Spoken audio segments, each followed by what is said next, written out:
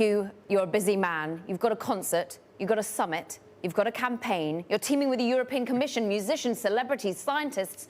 What is your main aim from this whole raft of activity? The main aim is very simple, and thank you so much for having me on your program today. The main aim is really focused on recognizing that COVID-19 has a disproportionate impact on marginalized communities, particularly communities of color. So we're calling on world leaders to make sure that testing, treatments, and vaccines are available to everyone, everywhere, and really calling on those leaders to make investments, not just so that their own vaccine strategies are covered, but they actually allocate a percentage of that allocation to the lowest income countries. And that's really the focus of this weekend's Global Goal Unite for Our Future, both the summit, which will include many of the G7 leaders and G20 leaders, but then also into the concert that will be headlined by some of the greatest artists of our time.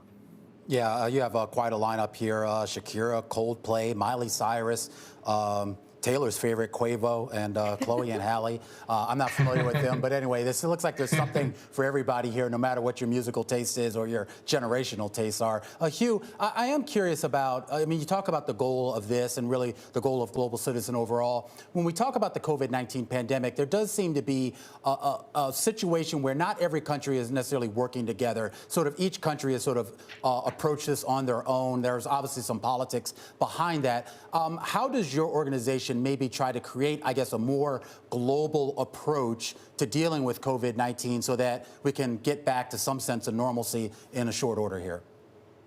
Well, let's start with first principles. We really believe at Global Citizen that major global challenges require global solutions, and you can't deal with it on a national scale and hope it will be fine, because then you don't have any opportunity to open up the global economy. You don't have any international travel. You won't have any international commerce. And while max vaccination here in the United States may make us feel symbolically okay, we believe that an economic cloud will continue to hang over the 10 million Americans who've lost their jobs and rely upon exports to be able to get back to work.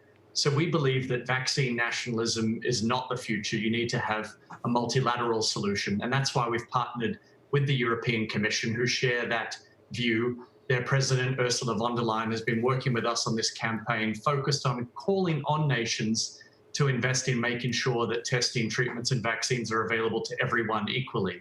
Because if we want the economy to open up globally, we don't have this opportunity to have some sort of race so that the richest or the wealthiest or nations that have the strongest production capability will have first access. It ultimately needs to be for everyone, particularly for the vulnerable and frontline community health workers. And so that's why this campaign is focused on investing in that.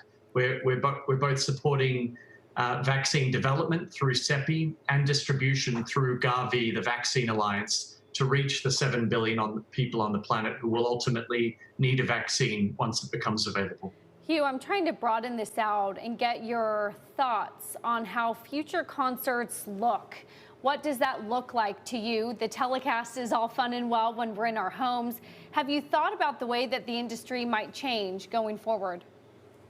Well, my view is that, I said this recently in an interview with Billboard and Rolling Stone, is that there's no chance for the live music entertainment industry to open at scale until we have testing and contact tracing at scale, and until we have a stronger therapeutic beyond the current therapeutics that have already been tested and have reached first stage of clinical trials, and ultimately until there is a vaccine.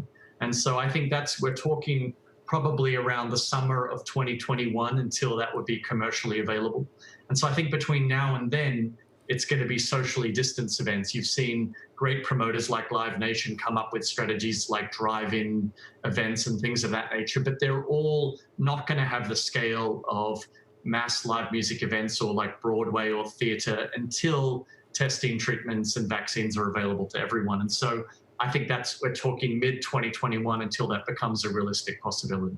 I'm interested in how Global Citizen offers a platform right now for dialogue and also for unrest and social discussion at the moment. Dialogue, really, Hugh, because we are in a time where people are taking to the streets to have their voice heard, to push for change. And you know what advocacy looks like. You know how the internet can work for this. How have you found Global Citizen can plug into that movement that we see that's not just here in the United States, but is global in terms of a search for equality?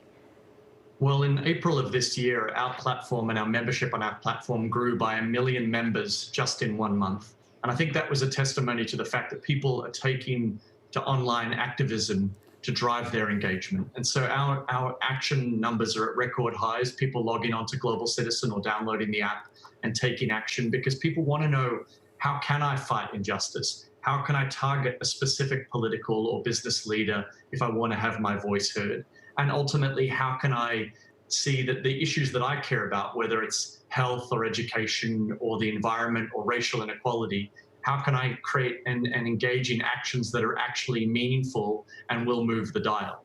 And so that's really what Global Citizen has been focused on. With One World Together at Home in partnership with Lady Gaga, our focus was on the immediate response that the WHO needed to provide that PPE, protective personal equipment, for frontline community health workers. But we know that as many people talking about opening up the economy, we can only really open up with access to a vaccine. And that's why we want to see that heads of state didn't just make the initial down payment they made on May 4th when they held the initial pledging summit, but we could get more G20 leaders to the table to come forward and invest in providing vaccines and immunizations for everyone on the planet.